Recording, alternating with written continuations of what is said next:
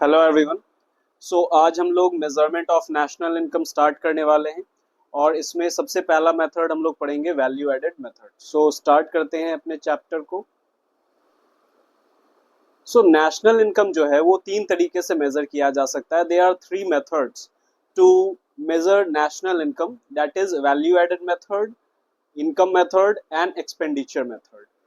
Now सबसे पहले topic पे आते हैं हम लोग, that is value added method. कि वैल्यू एडेड मेथड होता क्या है और इसमें हम लोग क्या पढ़ते हैं। देखो, सबसे पहला इसमें जो आपको ध्यान में रखना है कि नेशनल इनकम जो है वो डायरेक्टली किसी भी मेथड से नहीं निकलता है। हमें पहले अलग अलग यहाँ पे हमारा प्रोडक्ट निकलेगा और उसके बाद फिर हम लोग क्या करेंगे, उसे नेशनल इनकम में कन्वर्ट करेंगे। कन्वर्जन आपने लास्ट चैप्टर में, लास्ट टॉपिक में आपने सीख लिया। अगर आप नहीं सीखे हो तो आप उस वीडियो को देख सकते हो, उसमें डिटेल में बताया गया है। Okay, now value added method. Value added method से फर्स्ट ऑफ ऑल क्या मेजर होगा, क्या निकलेगा? GDP MP, GDP at MP, gross domestic product at market price. This method is used to measure national income in different phases of production in a circular flow.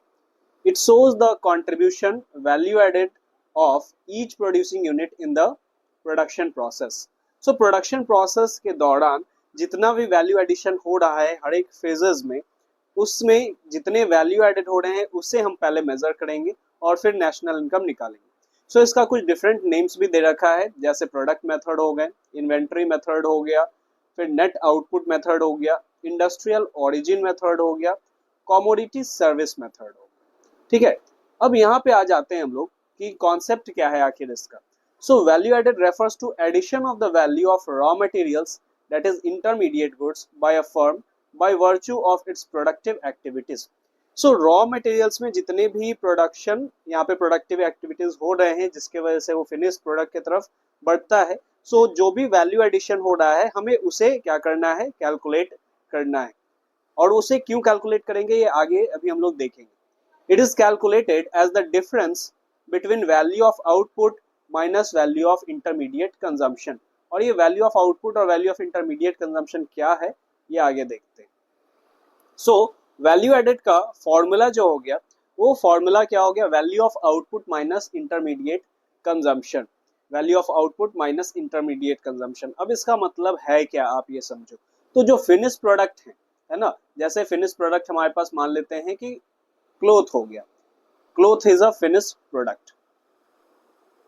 Okay, और इसका जो output है, जैसे लोगों ने परचेज किया, तो purchase किया यहाँ पे, जैसे प्रोड्यूसर ने परचेज किया था, क्या परचेज किया था, तो थ्रेड परचेज किया। ठीक है, थ्रेड। थ्रेड परचेज किया 4500 में और क्लोथ मैन्युफैक्चर किया उसे, और उसे 6000 में उसने सेल करना चाहा। ये 1500 का वैल्यू एडिशन हुआ। हम लोग दोनों प्रोडक्ट को नहीं ले सकते हैं, यहाँ पे दोनों को नहीं लेंगे। दोनों को क्यों नहीं लेंगे? दोनों को इसलिए नहीं लेंगे कि हमारा हो क्या रहा है कि अगर हम लोग यहाँ पे जैसे कि थ्रेड का भी अगर हम लोग लेने लगे और क्लोथ को भी हम लोग अगर मेजर करें, थ्रेड का 4500 था और क्लोथ का 6000। दोनों को अगर हम लोग यहाँ पे मेजर करें या इंक्लूड करें तो यहाँ पे क्या हो जाएगा, डबल काउंटिंग हो जाएगा, एक ही चीजें बार बार हो जाएंगी। जैसे 4500 ऊपर में भी है और इस क्लोथ वाले में भी इंक्लूडेड हो जाएगा। थ्रेड से ही क्लोथ बन रहा है, जो अमाउंट है वो ऑलरेडी इंक्लूडेड है। हमें वैल्यू एडिशन को देखना है, कितना आखिर वैल्यू एडेड हुआ है, इससे हमारा gross value added at market price निकलेगा। Value added by each producing enterprise is known as gross value added at market price. इसे gross value added at market price कहेंगे। हर एक फर्म का, एक फर्म का जो भी अगर हम लोग मेजर करेंगे, जैसे फर्म ए है, फर्म बी है, फर्म सी है, एक फर्म का अगर हम लोग ये मेजर करते हैं वैल्यू एडेड, तो उसे gross value added at market price कहते हैं। ओके, नाउ अगर इसी को हम सम कर दे, जितने भी gross value added at market price हैं, जितने भी प्रोड्यूसिंग इंटरप्राइजेस है within domestic territory of a country during a 1 year, इसे फिर जीडीपी एमपी कहा जाएगा, GDP at MP, gross domestic product at market price. इसका आपने देखा, यहाँ पे फॉर्मूला भी आप देख लो कि summation of GVA MP is equal to GDP MP. Okay, value added method से हम लोग कैसे निकाल सकते हैं यहाँ पे जीडीपी एमपी, सो यहाँ पे फॉर्मूलाज कुछ value added is equal to value of output minus value of input. Value of output और कैसे निकलेगा, तो price into quantity plus change in stock. So change in stock कैसे निकलेगा, change in stock is equals to closing stock minus opening stock. ऊपर वाले एक formula को और हम लोग यहाँ पे सॉर्ट कर सकते हैं, जैसे price into quantity is equal to sales. So sales plus change in stock में हम लोग ले सकते हैं, ठीक है। फिर अगर हम लोग पूरा फॉर्मूला अगर देखें वैल्यू एडेड का जीडीपी एमपी का, सो एक फॉर्मूला तो हो गया value of output minus value of input, दूसरा हो गया price into quantity plus change in stock minus intermediate consumption. Intermediate consumption किसे कहेंगे, सो इंटरमीडिएट कंजम्पशन हो गया वैल्यू ऑफ इनपुट। इनपुट जो है हमारा, सो उसका जो वैल्यू है, इनपुट जैसे रॉ मटेरियल्स हो गया है ना, आउटपुट हो गया फिनिश प्रोडक्ट। और इसका फॉर्मूला क्या हो सकता है, sales plus change in stock minus intermediate consumption. So national income का टेक्निकल नेम क्या है, एनएनपीएफसी, और वैल्यू एडेड मेथड से क्या निकल रहा है, जीडीपी एमपी निकल रहा है, ठीक है। सो हमें कन्वर्ट करना पड़ेगा, देखो यहाँ पे कि जीडीपी एमपी हमारा आ जाएगा वैल्यू एडेड मेथड से, और नेशनल इनकम निकालने के लिए हमें क्या करना पड़ेगा, सो कन्वर्जन मैंने आपको बताया है, तो फिर से यहाँ पे देख लेते हैं एक बार कि नेट है ना, सो नेट और यहाँ ग्रॉस है, सो नेट के लिए हमें क्या करना पड़ता है, माइनस डेप्रिसिएशन। फिर उसके बाद national product, so national product के लिए हमें क्या होता है, एनएफआईए प्लस करना पड़ता है, net factor income from abroad plus करना पड़ता है। और फैक्टर कॉस्ट, यहाँ पे मार्केट प्राइस है, फैक्टर कॉस्ट के लिए हमें माइनस कर, यहाँ पे फैक्टर कॉस्ट के लिए हमें यहाँ पे एनआईटी माइनस करना पड़ेगा, यहाँ थोड़ा सा गड़बड़ हो गया, यहाँ पे फैक्टर कॉस्ट ही लिखा गया, ठीक है। सो फैक्टर कॉस्ट के लिए यहाँ पे हमें क्या करना पड़ेगा, एनआईटी क्या करना पड़ेगा, नेट इनडायरेक्ट टैक्स को हमें माइनस करना पड़ेगा, ठीक है। फैक्टर कॉस्ट यहाँ गलती से लिखा गया था। सो नेशनल इनकम मेजर करने के लिए हम लोग जीडीपी एमपी में डेप्रिसिएशन को माइनस करेंगे, एनएफआईए को प्लस करेंगे, और नेट इनडायरेक्ट टैक्स को माइनस करेंगे। नेट इनडायरेक्ट टैक्स का फॉर्मूला है इनडायरेक्ट टैक्स माइनस सब्सिडीज। अब यहाँ पे आ जाते हैं कि जैसे बोला गया आपको क्या कि intermediate consumption, so intermediate consumption, use of intermediate consumption in production process termed as intermediate consumption. So intermediate goods को अगर हम लोग प्रोडक्शन प्रोसेस में यूज कर रहे हैं, सो उसे इंटरमीडिएट कंजम्पशन कहा जाएगा, and expenditure on them is known as intermediate consumption expenditure, okay. Now इसमें एक बहुत इंपॉर्टेंट पॉइंट है जो आपको ध्यान में रखना है, imports are not separately included. Imports जो होगा वो सेपरेटली अलग से इसमें इंक्लूड नहीं होगा। इफ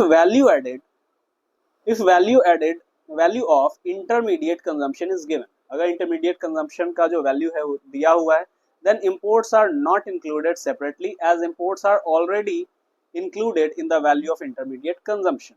सो अगर क्वेश्चन में इंटरमीडिएट कंजम्पशन दे रखा है और इंपोर्ट भी दे रखा है, इंपोर्ट ऑफ गुड्स भी दे रखा है, सो हमें इंपोर्ट को अलग से ऐड करने का जरूरत नहीं है। सो उसके बारे में भी हम लोग देखेंगे कब कब जरूरत होगा, कब नहीं होगा।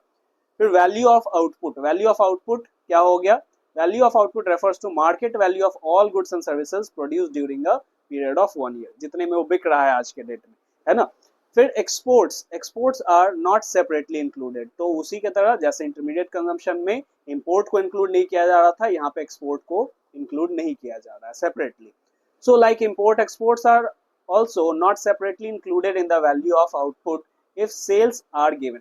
सो अगर सेल्स दिया हुआ है तो हमें अलग से यहाँ पे एक्सपोर्ट इंक्लूड करने का जरूरत नहीं है। And domestic sales are not separate specifically mention, अगर डोमेस्टिक सेल्स अगर दिया रहेगा तो उसका थोड़ा अलग काम होगा, क्या होगा ये भी देखते हैं। सो यहाँ पे कुछ केसेस हैं, उस केसेस को हम लोग एनालाइज करते हैं, ठीक है। चलो तो केसेस देखते हैं, केसेस में क्या क्या है। सबसे पहला केस है, सो इसमें आपको इंटरमीडिएट कंजम्पशन को मेजर करना है। सो इंटरमीडिएट कंजम्पशन क्वेश्चन में दे रखा है और इंपोर्ट भी दे रखा है। सो इंटरमीडिएट कंजम्पशन कितना हो जाएगा, 1500। आपने अभी देखा इस इंपोर्ट्स को हम लोग अलग से इंक्लूड नहीं करेंगे। दूसरा केस है purchase of raw material from domestic firm. So अगर डोमेस्टिक बोल दे, क्योंकि हमें नेशनल इनकम यहाँ पे मेजर करना है तो उसके हिसाब से हमें देखना है। सो अगर यहाँ पे डोमेस्टिक फर्म से अगर बोल दे रहा है तो अब इंपोर्ट यहाँ पे क्या होगा, इंपोर्ट भी दिया हुआ है तो इंपोर्ट को अब ऐड करेंगे, ठीक है। कि ऊपर में भी परचेज हो रहा था लेकिन इंटरमीडिएट कंजम्पशन दे दिया, तो इंटरमीडिएट कंजम्पशन में ऐसा अज्यूम किया जाता है कि वहां पे इंपोर्ट ऑलरेडी इंक्लूडेड है, और यहाँ पे अगर देखा जाए तो purchase of raw material from domestic firms दे रखा है ना। सो डोमेस्टिक फर्म अगर दे रखा रहेगा तो उसमें हमें इंपोर्ट अलग से इंक्लूड करना पड़ेगा। तो इंटरमीडिएट कंजम्पशन मेजर करने के लिए हमने डोमेस्टिक फर्म से जो परचेज किया है वो लिख दिया हमने, और उसके बाद हमने इंपोर्ट उसमें ऐड कर दिया। So total is 600। Okay, now third case आप देखो कि परचेज ऑफ रॉ मटेरियल, सिर्फ परचेज ऑफ रॉ मटेरियल दिया। अब यहाँ पे नहीं बोल रहा है कि क्या हो रहा है, डोमेस्टिक फर्म से है या फिर हमारा ओवरऑल है। सो यहाँ पे अब हम लोग क्या करेंगे,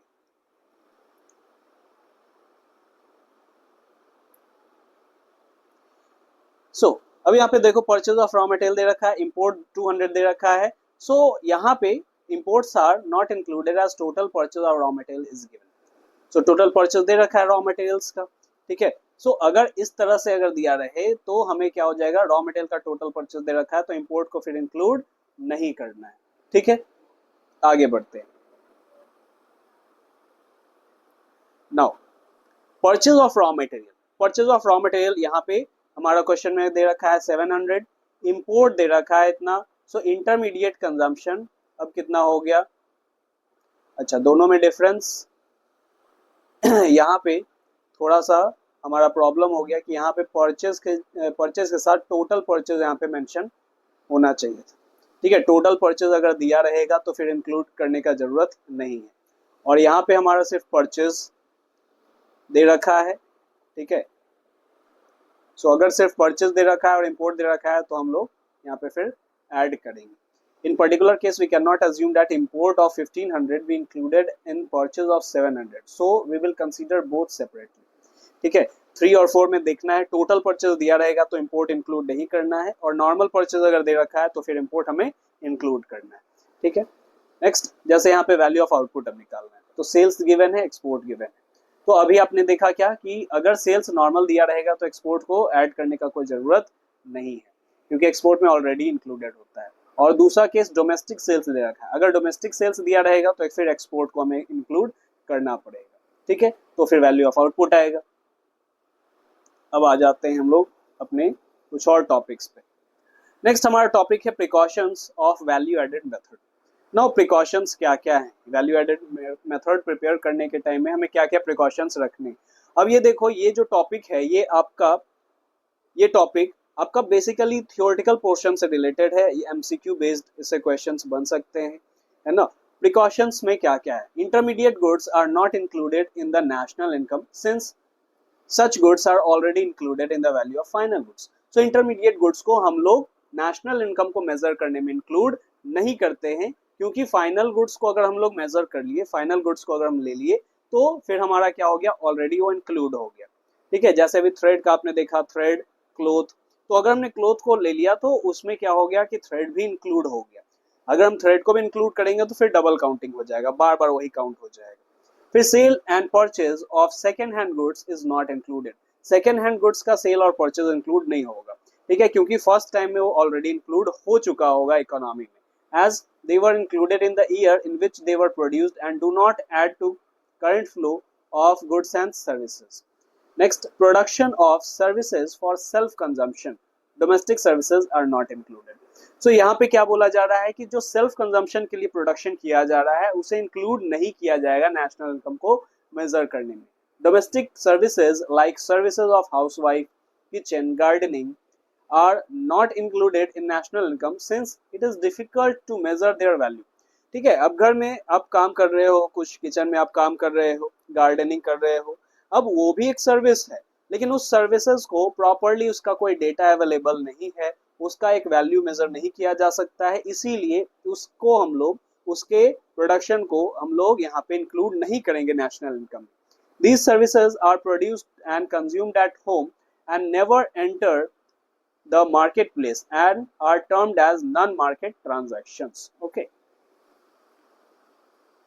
नेक्स्ट है production of goods for self consumption will be included in national income. वहां सर्विसेज था तो सर्विसेज को हमने इंक्लूड नहीं किया, अब यहाँ पे production of goods for self consumption will be included in national income. तो अगर हम सर्विसेज का प्रोडक्शन कर रहे हैं नेशनल इनकम को कैलकुलेट करने के लिए, सो नेशनल इनकम में यहाँ पे ये इंक्लूड होगा। So as they contribute to the current output, their value is to be estimated or imputed as they are not sold in the market. So इसके वैल्यू को एस्टिमेट किया जाता है, ठीक है, क्योंकि वो मार्केट में बिक नहीं रहा है.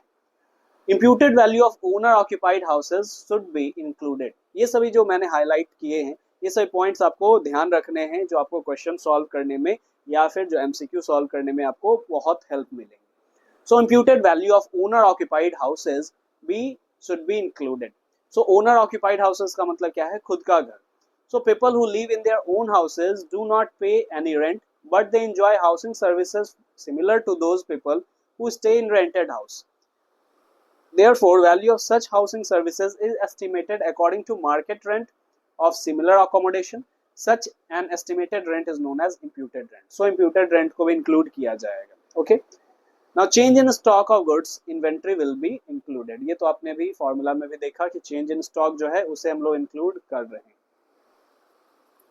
Now the next thing is problem of double counting. Problem of double counting क्या है? जो मैंने आपको बताया कि बार बार काउंट ना हो जाए उसे डबल काउंटिंग कहते हैं. तो double counting refers to counting of an output more than once while passing through various stages of production. Okay. Now अब कुछ हम लोग प्रैक्टिकल्स क्वेश्चंस पे आते हैं.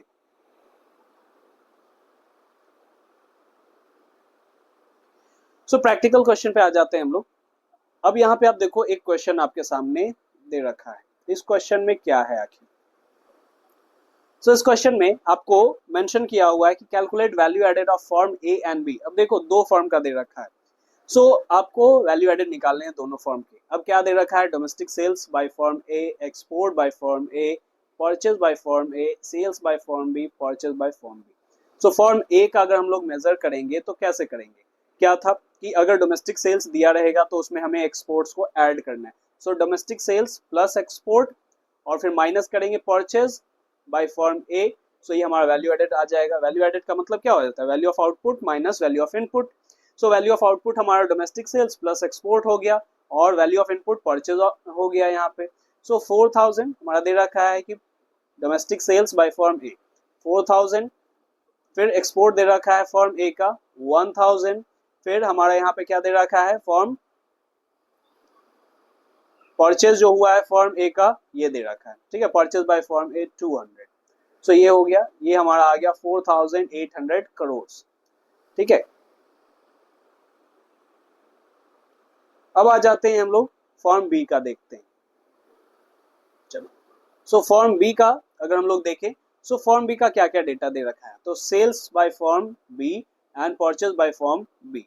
तो बस इतना ही दे रखा है. तो सेल माइनस परचेज हो जाएगा. सेल दे रखा है 2940 और परचेज दे रखा है हमारा 1300.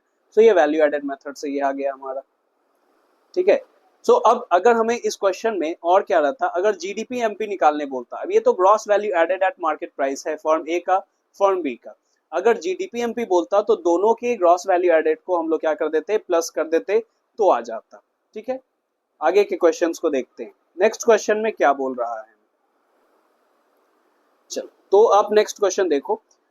From the following data about form x for the year 2001 and 2, calculate the net value added at market price during that year.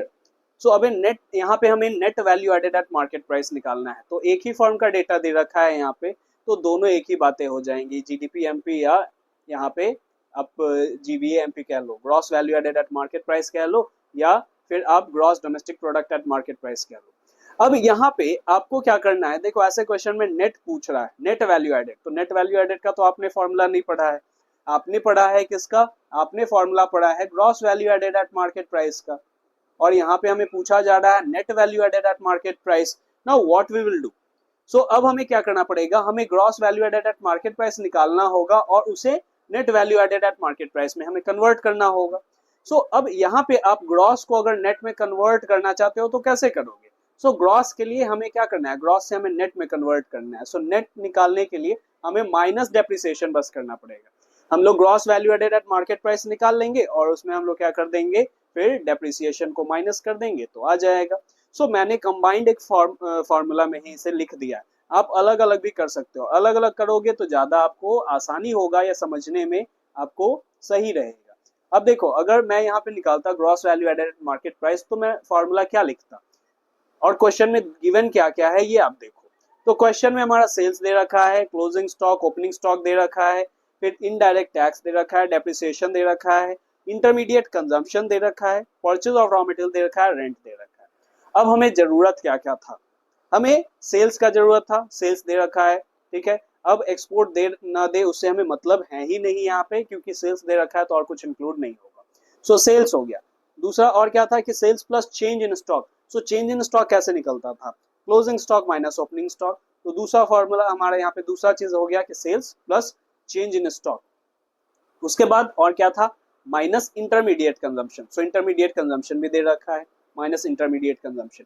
इस तीनों से हम लोग क्या निकाल सकते हैं, जैसे sales plus change in stock plus change in stock हो गया माइनस इंटरमीडिएट कंजम्पशन, इससे gross value added at market price निकल जाएगा। सो सेल्स दे रखा है हमारा, चेंज इन स्टॉक हम निकाल लेंगे, क्लोजिंग माइनस ओपनिंग, और फिर इंटरमीडिएट कंजम्पशन।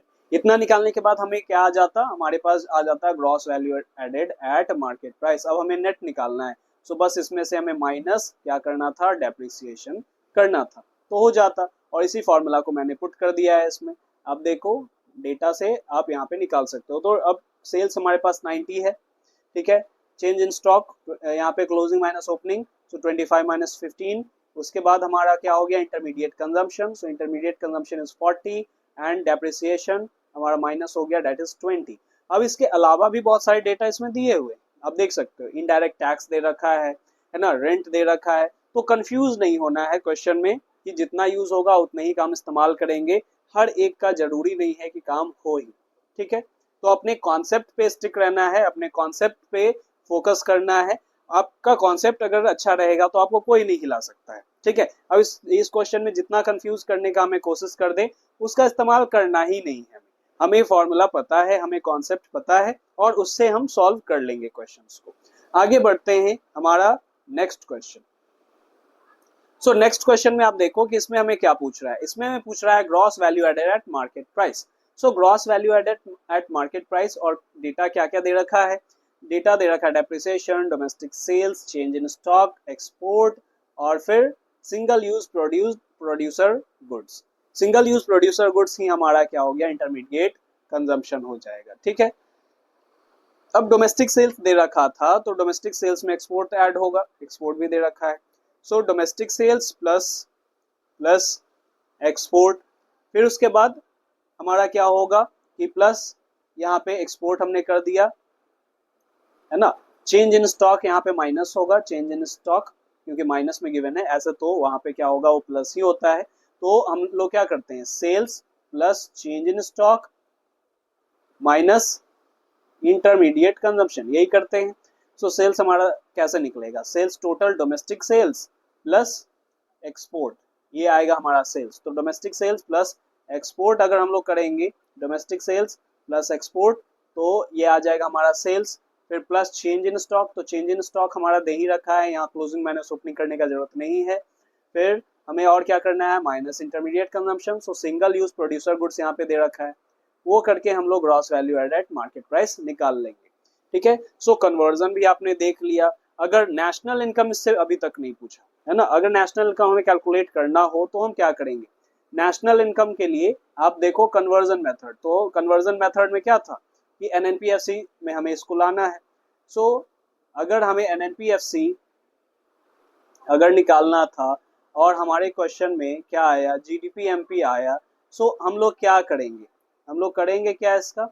सो देखो नेट के लिए हमें क्या करना है, माइनस डेप्रिसिएशन।